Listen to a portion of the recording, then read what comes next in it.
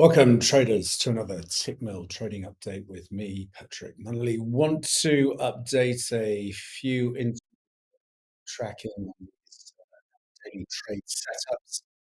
Firstly, we're going to start with Nvidia. We're then going to move on to take a look at the dollar index ahead of the FOMC tonight. And we'll wrap things up with an update on the euro yen. So, starting with Nvidia, tracking obviously this bullish extension to the upside, tested into the 630.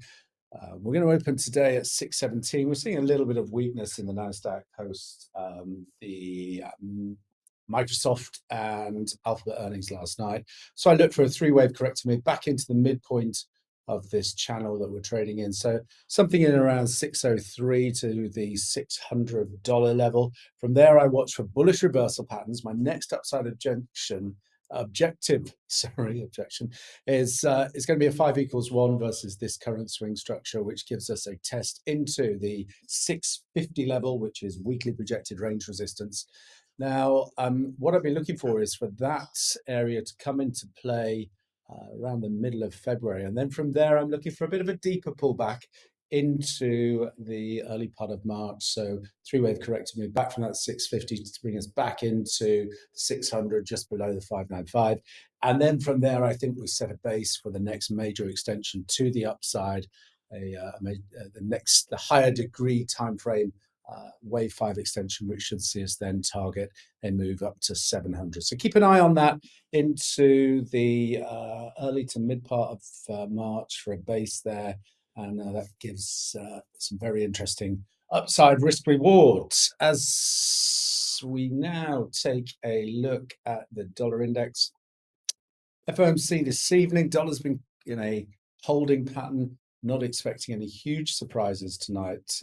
We are still tracking an equality objective. Versus the 101.60s, we still look for a 104.12 equality objective for this corrective move. We have weekly projected range resistance just above there, 104.20s. Now, from there, we want to pay close attention because that could see the completion of this current corrective phase.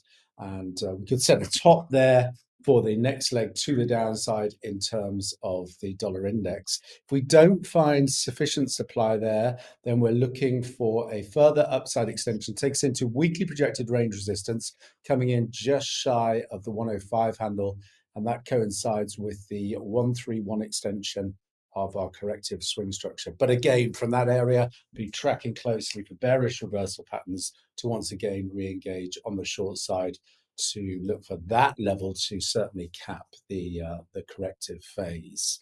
And last but not least, let's update the euro yen view. This one is getting close to completing its corrective phase. Now, last time out, we were looking for this quality objective at the or just above the 159 level. Came just shy of there last week, 159.20s.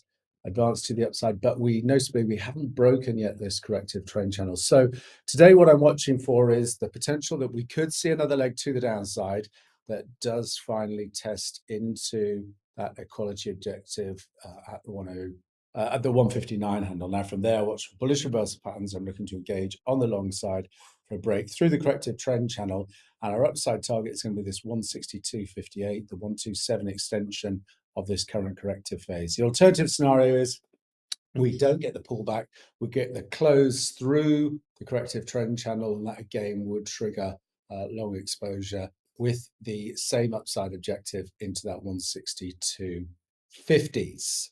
As always, traders, plan the trade, trade the plan, and most importantly, manage your risk. Until next time, thanks very much.